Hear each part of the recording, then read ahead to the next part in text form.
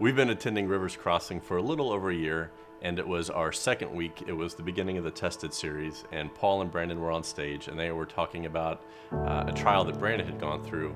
And after the service, we walked out, and we were standing on the sidewalk with our kids, and we just looked at each other and said, this is where we want to be. This is where, as a family, we want to raise our kids. So we went home that day, and we talked about, how do we get plugged in? And it was finding areas where we could each serve, and it was attending the group link that was coming up.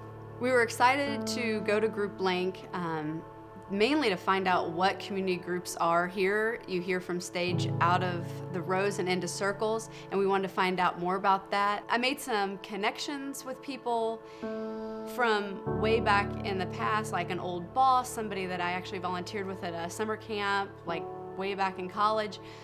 Just these little connections. But through that, we actually met someone that was in a community group that invited us to come into their existing community group. We didn't really know what to expect walking in our first week. We hoped that we were going to like everybody. We were a little nervous that we were going to think everybody was weird, and then how do you get out of that situation? We also have 4 kids, and we knew that we were doubling the number of kids that were in the group, so how was everybody going to handle that? We loved it. We loved it from the first week. Group is where Rivers Crossing went from just being the church that we were attending to really feeling like our church home.